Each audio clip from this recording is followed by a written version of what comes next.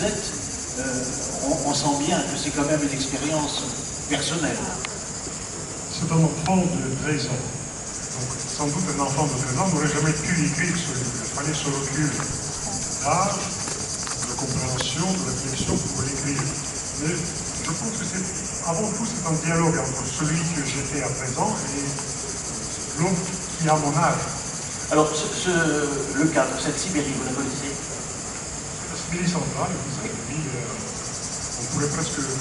Je remanie un peu, mais c'est Krasnoyarsk. C'est une grande ville dans la Sibérie centrale. Alors, c'est la rencontre d'une amitié, une amitié tout à fait particulière, entre deux orphelins. Le premier est un orphelin de famille, le deuxième est un peu un orphelin de patrie, ou de terre arménienne, et ils se retrouvent dans un endroit qui est un peu reculé, au bout du câble, où c'est reconstitué une communauté arménienne qui vit en vase clos, entre eux, et qui essaye de se réapproprier leur identité. Oui, une communauté très ouverte, parce que si vous voulez, nous vivons aujourd'hui à l'époque d'un communautarisme très refermé, que ce soit des communautés religieuses ou sexuelles, politiques, le monde se referme. Le monde se referme. Le monde veut être désigné par une seule lettre, comme LGBT, oui, où chacun essaie de réduire son identité. Et là, il ne s'agit pas de cela. Dans les religions, n'est-ce pas, il y a des écoles, des mouvements religieux qui se déchirent. Donc là, il s'agissait d'une petite cohorte d'Arméniens qui sont venus dans cette ville sibérienne pour une raison très simple. Certains de leurs proches ont été condamnés pour une activité séparatiste qui était réelle. On peut le regretter, mais il y a ce qu'on appelle la raison d'État. Et dans tous les pays, ça s'est passé, n'est-ce pas, en Catalogne, en Espagne, donc avec vos Basques ou avec vos Corses, il y a quand même toujours ce rappel à l'ordre. Et donc, ils se retrouvent dans une prison, en détention provisoire, pour être jugés. Et cette communauté se forme un peu autour de cette famille. La famille se forme autour de la prison, en attendant le jugement et en espérant, bien entendu, une libération. D'ailleurs, on parle là de royaume d'Arménie, mais c'est un royaume arménien qui est vraiment très très lointain de la terre native. Il y a une grande analysienne dans ce livre, que vous évoquez avec une grande délicatesse en quelques lignes, c'est le génocide. Il est toujours présent, on ne parle jamais. Oui, il est très facile pour les politiciens de faire d'un événement historique une doctrine, une doxa qui nous écrase, voyez-vous, un symbole. Et que les gens qui ont véritablement vécu, ils en parlent très peu. On était toujours étonnés en France, plusieurs Français m'ont dit, dans un certain âge, après les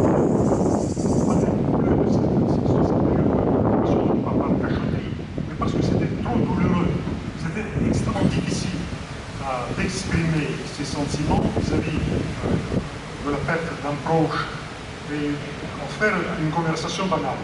Je pense que c'est ça qui arrive aux Arméniens, c'est que la plaie, la blessure est tellement profonde que l'évoquer à tout bout de champ, c'est presque indécent, ça aurait été indécent.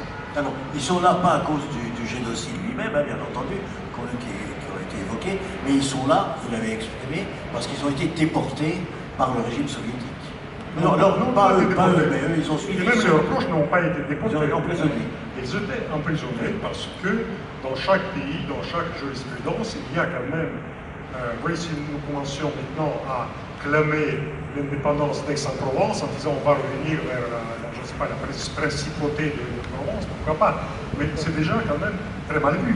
Ce sont des menées séparatistes. On serait punis, vous et moi. Et donc, bien sûr, on peut regretter leur présence en prison.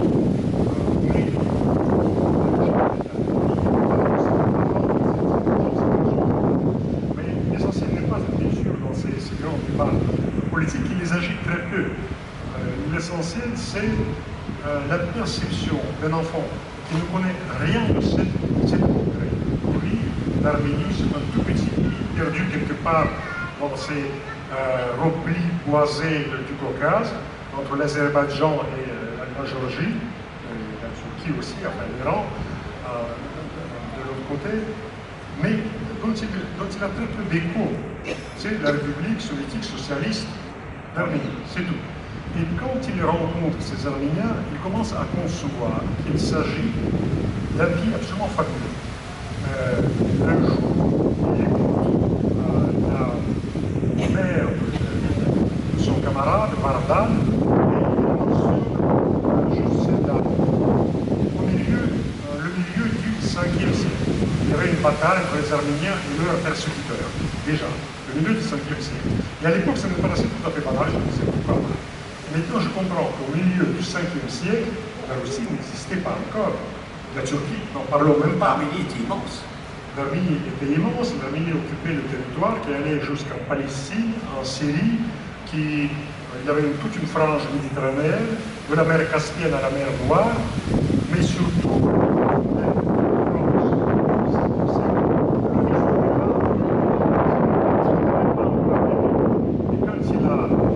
quand il y a eu le baptême de Christ en 1416, l'Arménie était chrétienne depuis 2 siècles déjà. Donc, quand on voit cela, quand on comprend que Yerevan, le baptême d'Arménie, est plus ancien que Rome, chez un enfant russe, la civilisation russe est très récente, très jeune, on est vertige.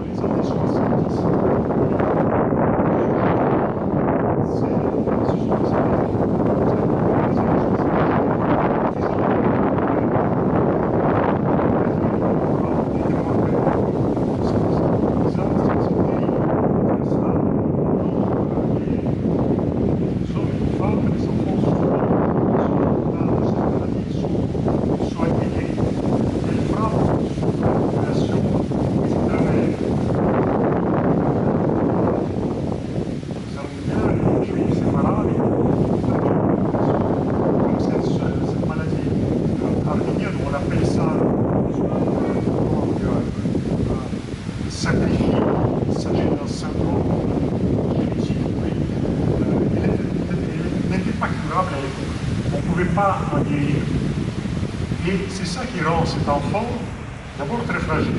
Le narrateur se dit, oui, maintenant je l'ai compris. S'il est si différent,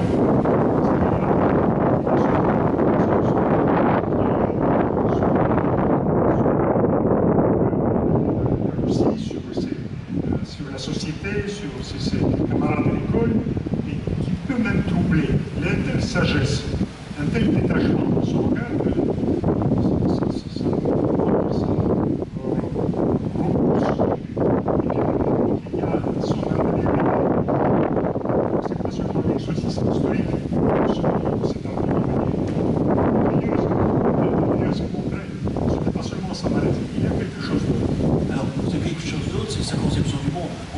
à l'école où il a une théorie un peu à part et qui est reprise par le professeur. Bon, il y a des personnages. Le personnage du professeur Manchot est un personnage formidable. C'est un personnage atypique, disons, c'est un professeur qu'on aimerait avoir un maître compréhensif, et même être extrêmement rude avec les élèves, parce qu'enseigner les mathématiques, c'est assez grave. Vous voyez, c'est surtout aux jeunes qui ne comprennent pas, qui ne les aiment pas. Et il réussissait, il venait dans une cour comme celle-ci, et il dessinait tout avec un énorme équerre, une sorte d'instrument d'arpenteur, et tout était visible. Même moi qui étais assez mauvais pour tout ce qui est science exacte, c'était visuel. Et donc cet homme qui était blessé, enfin il a perdu un bras, on voyait beaucoup en Russie, du temps de mon enfance, des gens, comment vous dire, mutilés, même, et même dans mes oreilles, si vous voulez, il y avait un bruit qui un jour a disparu. Je me suis dit, mais qu'est-ce qui me manque? Et c'était le bruit des pieds en bois, des jambes en bois avec un embout en métal. Et donc ça claquait comme ça sur l'asphalte, et puis un jour, justement, tous ces invalides, ils sont morts. Et donc, c'est l'un de ces personnages que, comme je dis, qui, plus qu'un professeur, oui, qui est enseignant, oui, il connaît sa matière, mais il nous a menés ailleurs. Et ça, c'est très précieux. On a tous connu un professeur qui nous a marqué comme ça, hein, c'est un des souvenirs qu'on a. On a aimé la littérature, on a aimé l'histoire, grâce à un de ces professeurs qui existe encore, enfin je l'espère. Alors, il y a beaucoup de personnages dans ce roman qui est assez foisonnant, et les femmes ont une importance particulière. Vous dites un roman foisonnant, mais c'est 200 pages seulement. Et c'est foisonnant, surtout. C'est foisonnant parce qu'il y a plusieurs plans temporels, vous voyez, c'est à cause de ça. Et il n'y a pas tant de personnages que ça. Il y a les personnages féminins, donc la mère de Vardan, Shamiram. Shamiram, c'est Sémiramis. C'est une configuration arménienne de ce mot Sémiramis. Il y a Gulizar aussi, Gulizar qui attend son mari qui va être jugé, donc elle attend le verdict. Et c'est une femme d'une grande beauté d'abord, mais surtout d'un immense courage, parce que jamais je ne l'ai vu pleurer, vous voyez, sangloter, tout comme Vardan, qui avait toutes les raisons d'être malheureux, de montrer, d'étaler son bonheur, comme ça, son malheur, comme ça se fait, nous avons évoqué l'autofiction française d'aujourd'hui, au métal, tous ces petits mots, il portait des grands mots en lui. Mais ça me rappelle cette phrase de Sénèque qui disait les petits malheurs, les petites douleurs sont bavards et les grandes sont muettes. Et c'était exactement son cas. Sa douleur était grande, mais elle était muette. Il ne l'étalait pas devant nous. Alors on le voit, ce garçon, il est très silencieux, mais ça n'empêche qu'à un moment, il a une explosion de colère. On s'aperçoit malgré tout que tout ce qu'il intériorise demande parfois à sortir. Il surprend même son ami dans une diatribe colérique à un moment. À quel moment? Rappelez-moi. Alors là, parce qu'il y a plusieurs moments. Oui, mais c'est vrai qu'il y a des accès de colère, des révoltes. Donc, ce qui l'indigne, à mon avis, c'est l'incompréhension des autres. Vous avez parlé, fort justement, de sa vision du monde. Oui, c'est un peu bizarre de parler d'une vision du monde chez un enfant de 14 ans. On se dit maintenant, quelle vision du monde on a quand on a 14 ans? Mais si, sa maladie l'a vieilli, au sens philosophique du terme. Quand la mort est proche, vous voyez, si on nous annonçait maintenant notre mort dans une semaine, on aurait vécu différemment, on aurait parlé avec un autre ton. On se serait regardé différemment, on se sentirait sans doute plus fraternel, plus proche. Et il vivait dans cette atmosphère-là. Il nous regardait, nous qui étions quoi, des jeunes prédateurs. L'enfant à cet âge-là, c'est des adolescents agressifs, dominateurs, qui veulent s'imposer. Il en souffre, oui. Et il ne les comprenait pas. Il se disait sans doute, et il me disait à moi, mais finalement, quelle bêtise. La vie humaine est si brève, et il y a si peu d'occasions de donner à autrui un peu de tendresse, un peu de douceur. Et finalement, ce monde-là, c'est une comédie, c'est une mascarade de haine, de cupidité, de rivalité en permanence, mais à un niveau parfaitement quotidien, mais aussi à un niveau planétaire. Donc vous voyez toutes ces guerres qui se déclenchent pour rien, pour rien. Vous avez parlé de la violence qui anime parfois l'entourage de Vardan.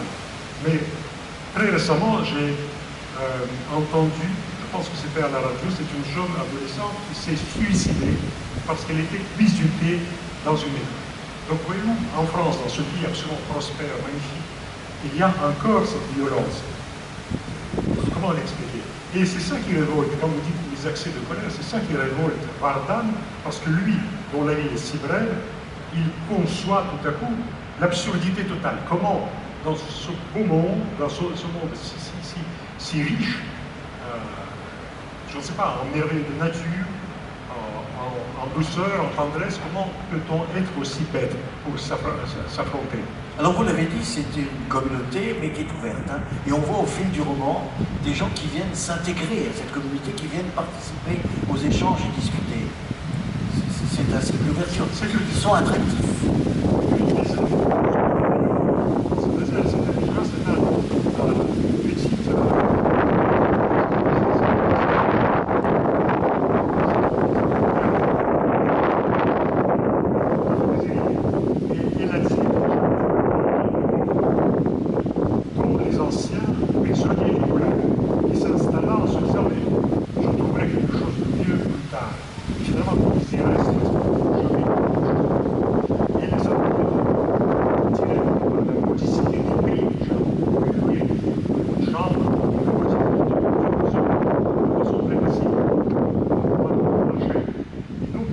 Là, mais ils apportent leur culture. Et ce qui m'a étonné à l'époque, c'est peut-être la première fois dans ma vie que je commençais à comprendre qu'est-ce qu'on peut donner à autrui, comment on fait valoir sa culture, comment on la représente à l'étranger. Parce que bien sûr, il parle des Russes, les Arméniens, et ils faisaient partie de l'Union soviétique. Le russe était une langue véhiculaire, enfin, commune à tous les peuples qui habitaient dans ce pays. Mais en même temps, ils gardaient leur culture très profonde, très vaste et très ancienne. Entre eux, ils parlaient arménien. Ils racontaient à ce jeune narrateur que j'étais les meilleures pages de cette culture, de cette civilisation. Et ce qui m'a étonné, par exemple, c'était parce que mythique déjà, c'était légendaire. C'est l'arche de Noé qui a échoué sur le flanc de l'Ararat, paraît-il. Et les archéologues ont véritablement trouvé ces vestiges qui rappellent cette arche, enfin le début de l'arche de Noé. Donc, vous avez parlé de la civilisation de la communauté ouverte. Et j'ai commencé par dire que les communautés d'aujourd'hui étaient de plus en plus fermées. C'est ça qui nous gêne, c'est que non que notre prochain soit différent, c'est tout à fait normal, vous êtes différent de moi, n'est-ce pas? Vos origines sont parfaitement différentes, n'est-ce pas? Vous êtes alsacien, n'est-ce pas? Un Alsacien, un Marseillais, c'est beaucoup plus loin, beaucoup plus éloigné qu'un Ukrainien, un Russe. Culturellement, c'est beaucoup plus difficile. Un Alsacien, un Breton, ça n'a rien à voir.